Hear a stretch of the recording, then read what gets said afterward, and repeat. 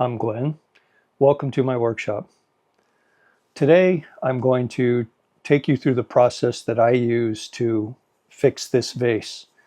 This is the after version. I'll get to pictures in a moment of the before version. This is not a particularly valuable vase as far as I can tell. It's a pretty typical red clay fired uh, ceramic vase, but it was given to my wife by her mother several years ago and has a lot of sentimental value to her. This vase has sat on this set of parenthesis shelves for several years. These parenthesis shelves I made over 25 years ago. They're made of steel and cherry wood shelves. And over the many years that we have fostered cats and other animals, the items that we've put on these shelves have never really been in peril, at least as far as we could tell. But anybody who has had cats or has cats knows that new havoc can be wrought at any time, at any place.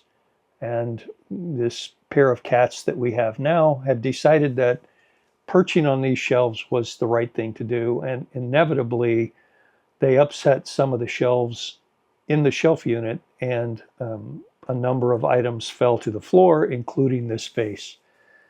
You can see from these pictures here that it was pretty broken up. So I had to embark upon a way in order to figure out how to put this vase back together. It has some unique features in that it's seemed pretty obvious from the way it was turned on the throwing wheel or whatever, that the paint that was applied in a circular pattern, probably while the vase was still on a turning wheel. I had to come up with a way not only to fix the pottery, but then how to refinish it in such a way that it didn't look obvious that it had been changed. The processes that I used to fix this vase are what I'm going to take you through in this video. This vase, as you can see from these pictures, had pieces scattered all around. And because it fell on a ceramic floor, much of the parts of the vase were crushed to powder. The pieces were so small, there wasn't a lot that I was able to do with them. So I glued together the pieces best I could. I used cyanoacrylate glue, more commonly known super glue. And you can see where I put the bigger pieces together, there were still a lot of gaps. Unfortunately, the pieces of clay that, or the broken pieces that would have gone in there were pulverized, basically. They were so small, there was really nothing else to piece together. So ultimately, rather than try and put even more together than the pieces that I glued and show in these pictures, I decided to fill in the gaps with body putty. Regular Bondo that you can buy at any repair shop or Walmart or anywhere else that sells car repair goods. So I went to work with filling all the gaps with Bondo. Here's a few sequences of filling the gaps with Bondo, subsequently sanding them down, filling in more gaps, sanding some more, eventually moving to the point where I had smoothed everything with sandpaper, looked pretty good, and I moved to spot putty in order to finish off the rest of the repair. You can see in this picture that I sanded down to the original color of the ceramic for the most part, down to a dividing line between the top part of the vase that I was repairing and the bottom part of the vase, which fortunately didn't sustain any damage. The challenge after I completed the repair with the body putty was to come up with paint that would match the original finish on the vase. For that, I chose latex paints, craft paints that you can buy at Michael's or Hobby Lobby or whatever is your favorite craft store, and then went through the process of mixing them in various colors and shades until I found something that I felt would make a good base. In this picture, I completely painted over the repaired area with a base coat within the intent to match the color a little bit better after I had completed that. I looked really carefully.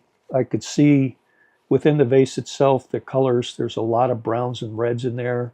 So in this picture, you can see my attempts to match the base coat colors and try and come as close as possible to what I thought would be a good undercoat. And ultimately, then in this picture is what I decided on for the undercoat. After I applied the undercoat, I puzzled on how I was going to go about making the smooth lines that appear to have been done on the potter's wheel when this pot was first made. And I finally came upon the thought that the only way to duplicate that was to create some kind of turntable where I could spin the pot while I was applying paint to try to duplicate the smooth circular lines that were on the original paint job. So for what I did for that, I got the bearing in this picture is a Lazy Susan bearing. There, you can buy them on Amazon or at woodworking stores.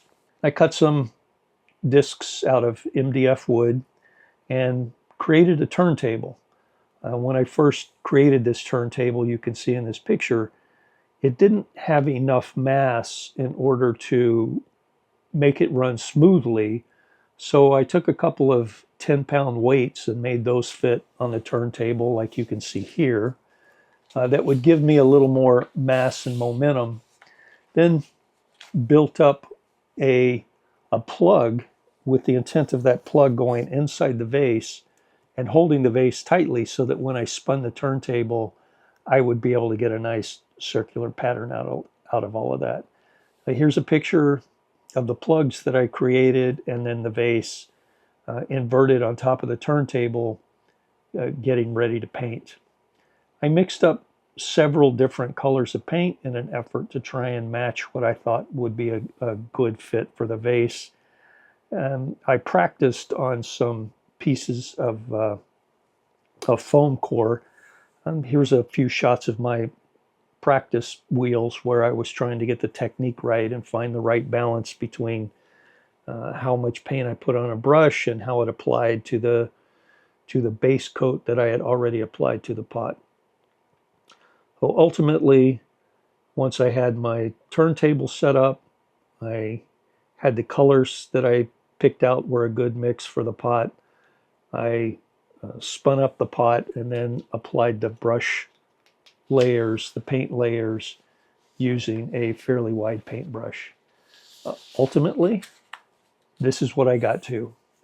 This is the finished vase after I had applied the paint using this turntable and weights. This is the top coat after I finished the final layers on the vase itself. Hopefully you can see in the video that the match on the colors on the vase, you really need to know that this vase was broken and didn't originally come this way to be able to tell that this was not the original paint. I thought it came out pretty well.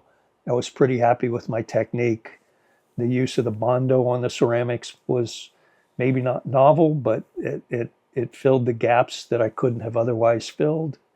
And then creating a turntable to create these nice circular patterns was ultimately the best trick that I came up with for refinishing this vase. I hope you never have the occasion to have to repair a vase like this or go through the process I did to repair something like this. But if you do, I hope that the techniques I showed you today and the methods that I used are of some use to you. Thank you for watching.